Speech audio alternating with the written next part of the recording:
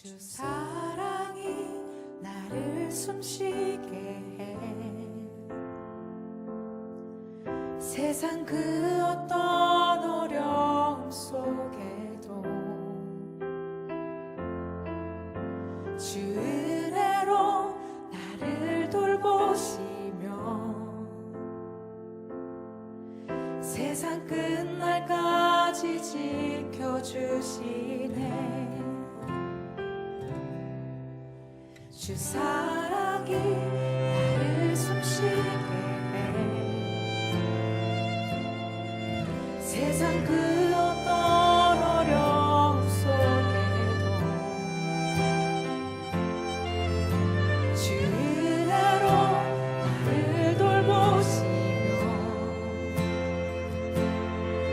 세상 끝날까지 지켜주시네.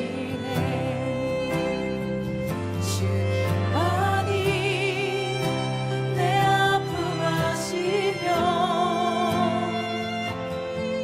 주님만이 내 맘 어루만지네. 어느 누구도 나를 향하시 주님의 사랑을 끊을 수 없네. 주님만이 내 능력이시며 주님만이 나의 구원이시네. 어느 누구도 나를 향하시 주님의 사랑을 끊을 수 없네. 주 사랑이 나를 이끄시네. 주 사랑이 나를 이끄시네. 내가 갈 수 없는 그곳으로 주의 사랑 나를 붙드시며 세상 끝날까지 인도하시네. 주님만이 내 아픔 아시며 주님만이 내 맘 어루만지네. 어느 누구도 나를 향하시 주님의 사랑을 끊을 수 없네. 주님만이 내 능력이시며 주님만이 나의 구원이시네. 어느 누구도 나를 향하시 주님의 사랑을 끊을 수 어느 누구도 나를 향하시 주님의 사랑을 끊을 수 어느 누구도 나를 향하시 주님의 사랑을 끊을 수 없네.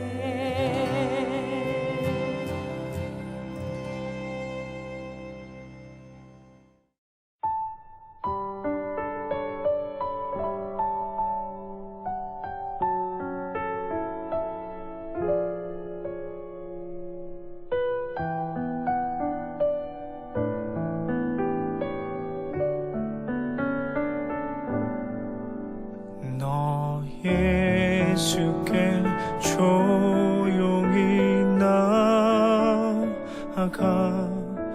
내 모든 짐 내려놓고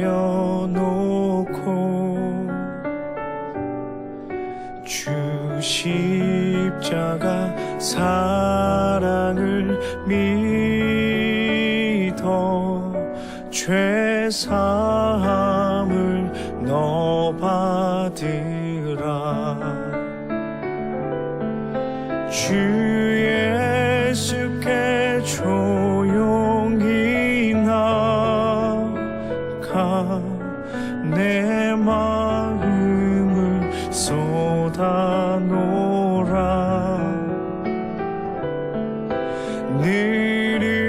느릿미리 보시는 주님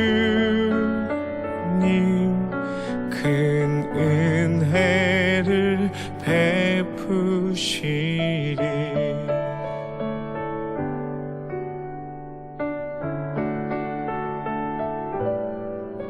주 예수를 친구로 삼아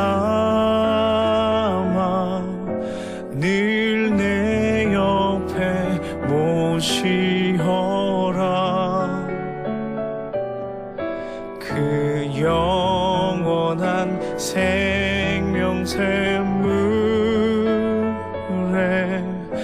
내 마른 목 죽이어라. 주 예수께 조용히 나가 내 마음을 쏟아놓으라.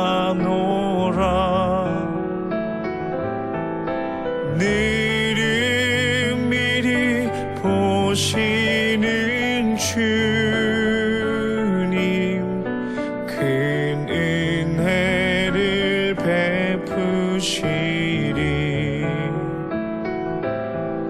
주 예수께 조용히 나가 내 마음을 쏟아놓으라.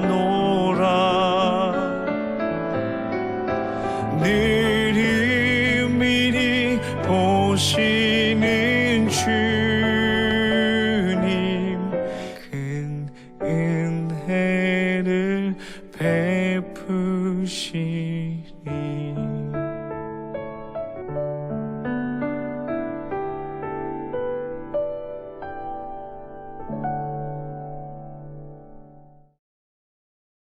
오늘의 말씀은 예레미야 44장 11절에서 19절입니다. 그러므로 만군의 여호와 이스라엘의 하나님께서 이와 같이 말씀하시니라. 보라, 내가 얼굴을 너희에게로 향하여 환란을 내리고 온 유다를 끊어버릴 것이며 내가 또 애굽 땅에 머물러 살기로 고집하고 그리로 들어간 유다의 남은 자들을 처단하리니 그들이 다 멸망하여 애굽 땅에서 엎드러질 것이라. 그들이 칼과 기근에 망하되 낮은 자로부터 높은 자까지 칼과 기근에 죽어서 저주와 놀램과 조롱과 수치의 대상이 되리라. 내가 예루살렘을 벌한 것 같이 애굽 땅에 사는 자들을 칼과 기근과 전염병으로 벌하리니 애굽 땅에 들어가서 거기에 머물러 살려는 유다의 남은 자 중에 피하거나 살아남아 소원대로 돌아와서 살고자 하여 유다 땅에 돌아올 자가 없을 것이라. 도망치는 자들 외에는 돌아올 자가 없으리라 하셨느니라. 그리하여 자기 아내들이 다른 신들에게 분향하는 줄을 아는 모든 남자와 곁에 섰던 모든 여인 곧 애굽 땅 바드로스에 사는 모든 백성의 큰 무리가 예레미야에게 대답하여 이르되 내가 여호와의 이름으로 우리에게 하는 말을 우리가 듣지 아니하고 우리 입에서 낸 모든 말을 반드시 실행하여 우리가 본래 하던 것 곧 우리와 우리 선조와 우리 왕들과 우리 고관들이 유다 성읍들과 예루살렘 거리에서 하던 대로 하늘의 여왕에게 분향하고 그 앞에 전제를 드리리라. 그때에는 우리가 먹을 것이 풍부하며 복을 받고 재난을 당하지 아니하였더니 우리가 하늘의 여왕에게 분향하고 그 앞에 전제 드리던 것을 패한 후부터는 모든 것이 궁핍하고 칼과 기근에 멸망을 당하였느니라 하며 여인들은 이르되 우리가 하늘의 여왕에게 분향하고 그 앞에 전제를 드릴 때에 어찌 우리 남편의 허락이 없이 그의 형상과 같은 과자를 만들어 놓고 전제를 드렸느냐 하는지라. 아멘. 유다가 패망하고 유다 땅의 남은 자들은 예레미야를 통해서 명확하게 주어진 하나님의 말씀을 무시하여 유다 땅을 떠나 애굽으로 들어갔습니다. 그들에 의해서 강제로 애굽 땅에 같이 머물게 된 예레미야를 통해서 그들을 향한 하나님의 말씀이 계속해서 선포되었습니다. 그것은 그들의 불순종의 결과로서 하나님께서 예루살렘을 벌하셨던 것 같이 애굽 땅에 사는 자들을 똑같이 벌하셔서 도망쳐 나온 몇몇을 제외하고는 모두가 그 땅에서 멸망하게 될 것이라는 말씀이었습니다. 예레미야를 통해서 반복적으로 이러한 심판의 말씀이 주어진 이유는 이스라엘과 유다가 망하기 전에 계속해서 선지자들을 보내셔서 그들의 우상숭배와 불순종에 대한 심판을 경고하시며 그들이 그 심판의 메시지를 듣고 돌이켜 회개하여 다시금 정결한 하나님의 백성으로 살기를 기대하셨던 것처럼 비록 이미 이들이 하나님의 말씀을 정면으로 거부하고 애굽에까지 왔지만 지금이라도 깨닫고 돌이키기를 애타게 기다리시는 그 하나님의 마음 때문이 아니었을까 생각이 됩니다. 그런데 그런 하나님의 반복적인 심판의 말씀에 대한 백성들의 반응은 회개나 깨달음이나 돌이킴이 아니었습니다. 오늘 본문을 보면 그들의 반응은 마치 하나님께 짜증을 내는 듯합니다. 아예 대놓고 하나님을 무시하고 조롱하는 듯한 모습을 보입니다. 11절을 보면 예레미야는 여호와 하나님, 바로 이스라엘의 하나님께서, 다시 말해서 너희의 하나님께서 너희에게 이렇게 말씀하셨다라고 하면서 하나님의 말씀을 선포했습니다. 그런데 16절을 보면 사람들은 예레미야가 여호와의 이름으로 하는 말을 듣지 않겠다고 선언합니다. 이들은 심판의 말씀의 의미가 그들로 하여금 회개하고 돌이켜서 유다 땅으로 돌아가라는 것임을 알아들은 것으로 보입니다. 하지만 그들은 무슨 말인지 알겠지만 그 말씀을 듣지 않겠다고 말하는 것이죠. 그리고 그 말씀이 여호와 하나님의 말씀인 것을 알지만 따르지 않겠다고 선언하고 있는 것입니다. 게다가 한 발 더 나아가서 그들이 겪은 모든 환난과 어려움은 하늘의 여왕을 더 잘 섬기지 못해서 생긴 것이니 자신들은 이제 더 열심히 하늘의 여왕을 섬기겠다고 말합니다. 이 하늘의 여왕에 대한 설명은 우리 생명의 삶 큐티 교재 74페이지에 자세히 잘 설명이 되어 있는데요. 예레미야 7장 17, 18절에 모사된 것처럼 온 가족이 동원되어서 이를 섬기는 우상숭배에 참여하던 그 모습처럼 이들도 다시 남편들도 아내들도 한마음이 돼서 그렇게 하겠다면서 큰 무리의 사람들이 당당하게 선포하고 있는 것입니다. 오만함과 어리석음의 끝판왕과 같은 정말 얼토당토하는 너무나 황당한 반응이 아닐 수 없습니다. 도대체 이들은 왜 이렇게 되었을까요? 여러 가지 원인을 찾아볼 수 있겠지만 그들의 대답 중에서 한 가지 매우 중요한 부분이 드러나고 있음을 볼 수 있습니다. 17절 뒷부분에 보면 그들은 이렇게 말합니다. 예전에 하늘의 여왕에게 분향하고 전제를 부어드리던 때에는 먹을 것이 풍부했고 복을 받고 재난을 당하지 않았었다고 말합니다. 여기서 복을 받았다는 말이 히브리어로 토빔, 즉 굿, 좋았었다는 말입니다. 그때는 좋았었는데 18절에서 하늘의 여왕 섬기기를 패한 후부터 그 좋았던 것이 깨어졌다는 말입니다. 이 좋았다, 복되었다는 단어는 창세기 1장에서 하나님께서 세상을 창조하시면서 사용하셨던 보시기에 좋았더라에 나오는 그 표현입니다. 즉 하나님의 창조의 질서 가운데 모든 것이 완벽하고 조화롭게 이루어진 상태입니다. 이것은 성경에서 복이라는 개념으로 자주 소개됩니다. 창세기 12장에서 하나님께서 아브라함을 부르시면서 그를 복이 되게 하시겠다고 하시고 그를 통해서 땅의 모든 민족이 그 복을 받게 될 것이라고 말씀하셨습니다. 이것은 죄를 짓고 타락한 인간들이 다시 창조의 목적과 그 디자인대로 하나님과 화목하고 친밀한 관계로 회복되는 것을 의미하는 것이었습니다. 복, 좋음의 가장 본질적이고 근원적인 의미는 바로 하나님과의 친밀한 관계인 것이고 죄로 인해서 하나님과의 관계가 깨어진 사람들이 다시 하나님께로 돌아와서 그 관계가 회복되도록 하시는 그 하나님의 그 구원 사역에 함께 동참하는 사명, 그 일에 쓰임받는 것 또한 이 복의 핵심적인 개념이 되는 것입니다. 그리고 하나님과 함께하며 하나님의 사역에 동참하는 자에게 당연하게 따라오는 현상적인 모습은 풍요와 안전과 형통함입니다.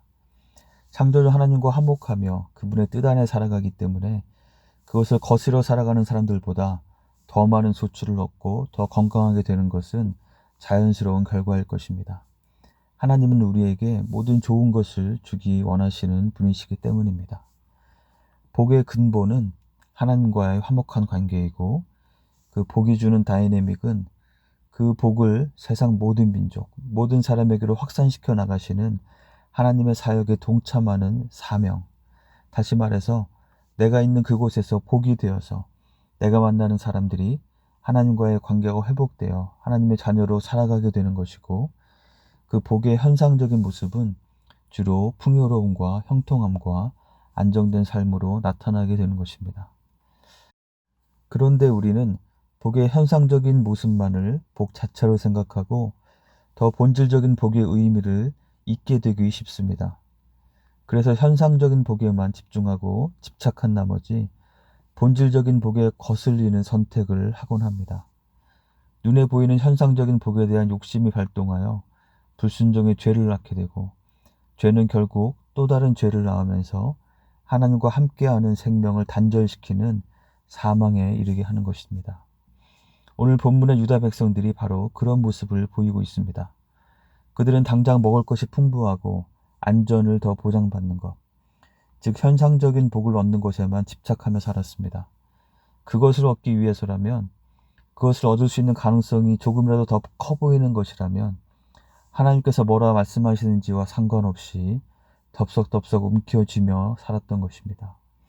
그것을 얻기 위해서라면 하나님의 백성으로서의 정체성도 가볍게 던져버리고 하나님 말씀을 대놓고 무시하며 유다 땅을 떠나서 조금 더 안전해 보이는 애굽으로 갔던 것이고 그곳에서도 자신들에게 더 풍요를 줄 것처럼 생각되는 하늘의 여왕을 더 열심히 섬기겠다고 호언장담하고 있는 것입니다.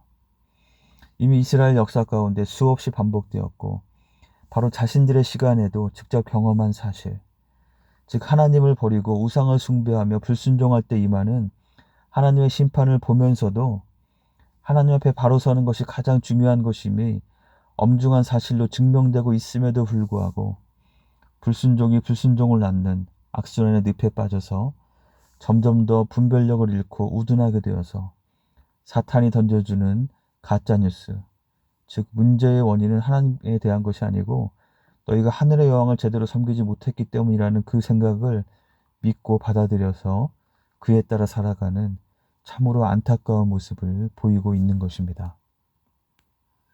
이와 달리 성경이 형통한 삶을 살았다고 여러 번 반복해서 묘사하고 있는 요셉의 삶을 보면 현상적으로 드러나는 모습은 그가 형제들로부터 생명의 위협에 처하고 노예로 팔리고 억울하게 감옥에 갇히는 등 별로 복되거나 좋아 보이지 않는 상황이 매우 많고 그 기간이 꽤 길었지만 그는 현상적인 복이 아니라 근본적인 복, 즉 하나님과 함께하는 삶에 집중했고 그 하나님 앞에 깨끗한 마음으로 서는 것에 집중했을 때 그의 삶은 하나님이 함께 하심으로 형통한 삶으로 기록되게 된 것입니다.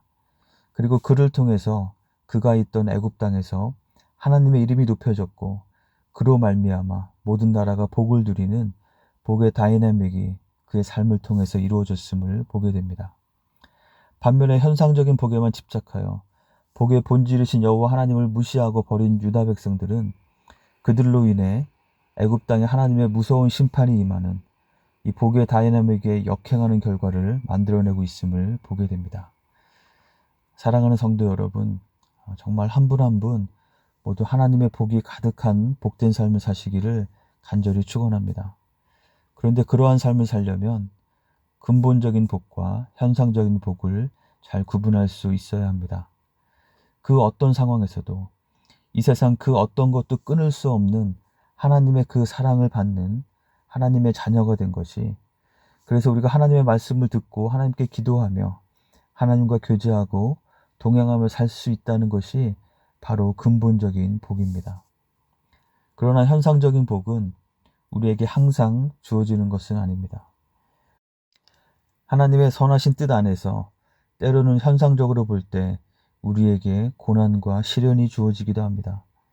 그러한 과정을 통해서 우리를 더욱 정결하게 하시고 성숙하게 하시며 하나님의 뜻을 더 깊이 배우고 이해하게 하십니다. 그래서 시편 119편 71절에서는 고난당한 것이 내게 유익이라 이로 말미암아 내가 주의 율례들을 배우게 되었나이다. 이런 고백이 가능하게 되는 것입니다. 현상적으로는 복이 아닌 것처럼 보이지만 더 근본적인 복을 더 깊이 누리게 되었다는 것이죠. 현상적인 복만 복으로 여기며 그것을 쫓아가는 것을 선택의 기준으로 삼고 사는 것은 매우 어리석은 것입니다. 우리를 넘어뜨리고 하나님으로부터 멀어지게 하려는 사탄이 주는 가짜 복을 쫓다가 더 근본적인 복을 잃게 될 수 있기 때문입니다. 현상보다는 본질을 더 소중히 여기며 참된 복을 추구하는 것을 삶의 기준으로 삼고 순간순간 선택해가는 삶을 사시기 바랍니다. 그리고 하나님은 우리의 믿음의 조상 아브라함을 부르셨을 때 말씀하셨던 것처럼 우리가 그 복을 누릴 뿐 아니라 그 복이 우리가 속한 모든 곳에 우리로 말미암아 확산되어 가는 복이 되는 삶을 살아가도록 사명을 주셨습니다. 우리가 그 근본적인 복에 집중하며 그것을 위해서 선택하며 살아갈 때 그 복이 우리를 통해서 우리가 속한 모든 곳에서 모든 관계들 가운데 확산되어지는 진정한 복된 삶을 살아가게 될 줄 믿습니다. 현상적인 복은 선하신 하나님께서 우리의 필요에 맞게 하나님의 뜻에 따라서 때로는 우리의 생각과 다르게 여러 가지 다른 양상으로 주실 수 있음을 깨닫고 하나님의 선하심과 신실하심을 신뢰하며 현상적인 모습이 어떠하든 관계없이 하나님 앞에 더욱 깨끗하고 정결하게 서서 주님과 동행하며 바른 선택으로 순종해가며 참된 복을 누리시는 진정으로 좋은 삶을 사시는 한 분 한 분 되시기를 주님의 이름으로 간절히 축원합니다. 함께 기도하겠습니다. 먼저 오늘 말씀을 기억하며 기도합시다. 유다의 남은 백성들이 현상적인 복만 추구하다가 복의 근원이신 하나님을 버리고 하나님을 무시하고 하나님 대신 하늘의 여왕을 섬기겠다고까지 하는 참담한 지경에 이른 것을 보았습니다. 참된 복은 하나님이심을, 하나님과의 화목한 관계를 누리는 것임을 기억하며 하나님의 자녀로서의 삶을 살기에 깨어있는 우리 자신이 되도록 기도합시다. 나의 생각이나 감정이나 언행과 주어진 상황에 대한 반응에 있어서 이 근본적인 복을 누리고 그 복을 확산시키는 복이 되는 삶을 살아갈 수 있도록 기도합시다.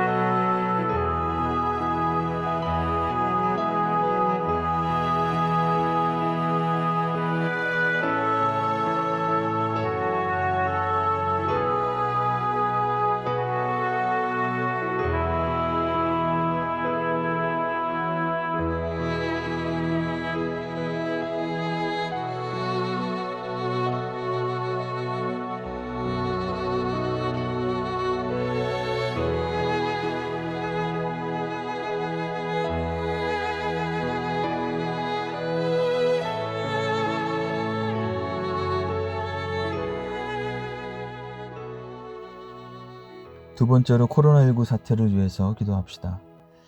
재정적으로 또 건강으로 어려움을 겪는 분들이 우리 주변에 많이 있습니다. 하나님의 치유하심과 돌보심을 구하며 기도합시다. 일선에서 수고하는 의료진들과 여러 관계자들에게 지혜와 힘을 공급해 주시도록 기도합시다. 그리고 NC 재오픈 3단계에 접어들면서 여러 사회활동이 더 오픈되고 이제 아이들도 일부 학교에 나가게 되고 우리 교회도 현장 예배를 시작하게 되고 이제 대면으로 만나는 일이 더 많아지게 될 것입니다. 이 모든 과정이 안전하게 안정적으로 이루어질 수 있도록 우리가 장기간 위축된 생활에서 안전하게 벗어날 수 있도록 함께 기도하겠습니다.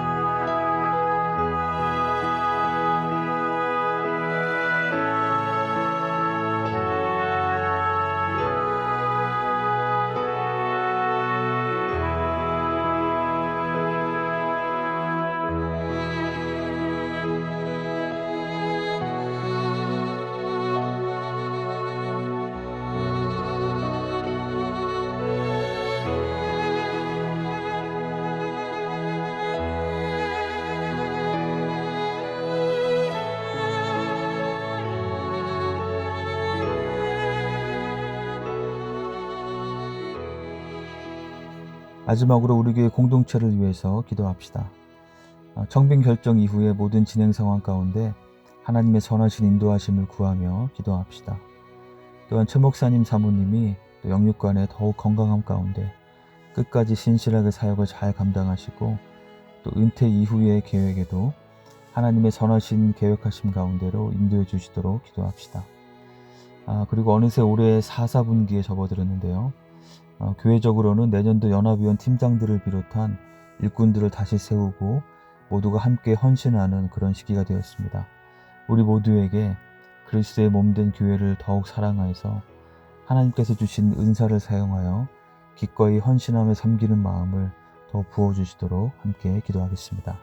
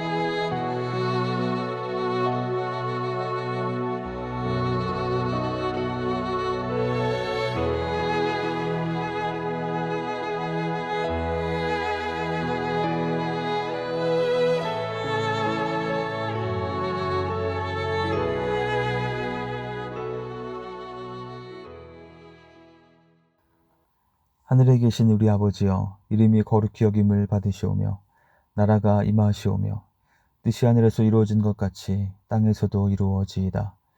오늘날 우리에게 일용할 양식을 주시옵고 우리가 우리에게 죄 지은 자를 사하여 준 것 같이 우리의 죄를 사하여 주시옵고 우리를 시험에 들게 하지 마시옵고 다만 악에서 구하시옵소서. 나라와 권세와 영광이 아버지께 영원히 있사옵나이다. 아멘.